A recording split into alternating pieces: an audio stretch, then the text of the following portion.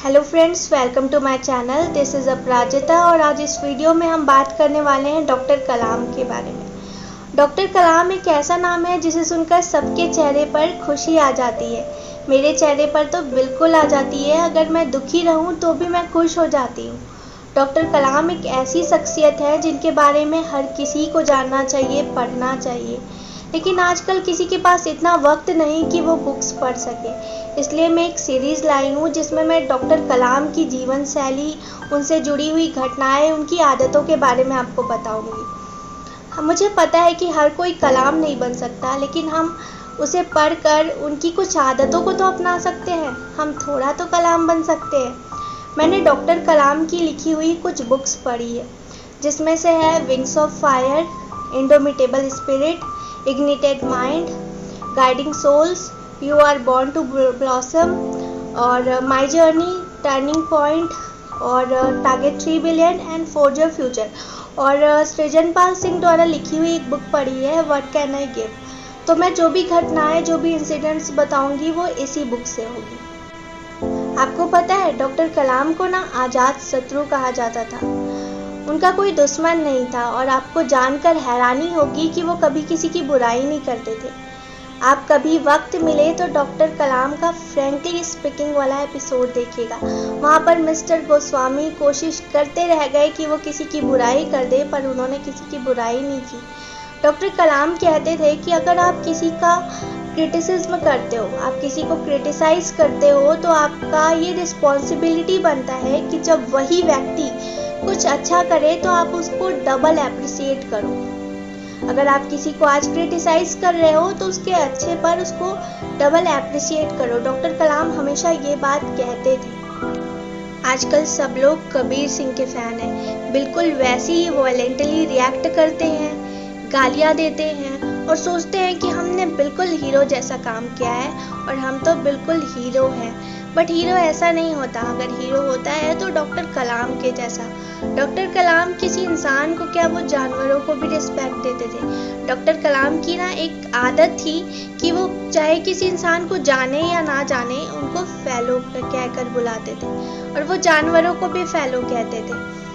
और वो किसी भी इंसान में भेदभाव नहीं करते थे, चाहे वो छोटा हो बड़ा हो, सबको इज्जत देकर बात करते थे, सबसे अच्छे से बात करते थे। एक हीरो ऐसा ही होता है जो सबको सम्मान देना चाहे।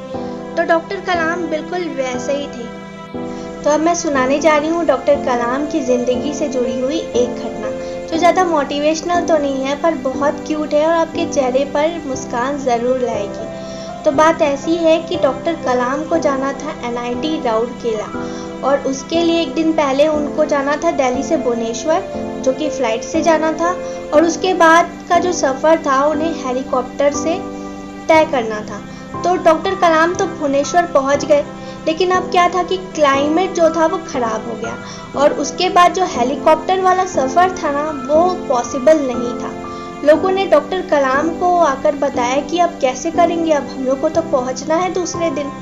सब बहुत परेशान थे। डॉक्टर सृजनपाल सिंह उनके साथ थे। तो डॉक्टर कलाम लेकिन बिल्कुल भी नॉर्मल रिएक्ट किए और बोले कि कोई बात नहीं, अगर हेलीकॉप्टर से नहीं जा पा रहे हैं तो ट्रेन से जाते हैं। तो फिर सब लोग मान गए और ये न्यूज़ चली गई मीडिया में कि डॉक्टर कलाम आ रहे हैं ट्रेन से। अब स्टेशन में पूरा भीड़ मच गया, स्टेशन वाले भी खुश हो गए। और सबसे बड़ी प्रॉब्लम ये थी ना कि जो ट्रेन जिस रास्ते से गुजरने वाली थी वो नक्सल एरिया था, तो सिक्योरिटी पर बहुत बड़ी बात थी। तो उनके लिए सिक्योरिटी के लिए बहुत सिक्योरिटी गार्ड रखे गए थे। डॉक्टर कलाम बाहर सबसे मिले और उसके बाद वो अपने ट्रेन में चले गए। वहाँ पे उनके लिए पर्सनल कैबिन था, जिसमें डॉक्टर कलाम के लिए सारी व्यवस्थाएं की गई थी।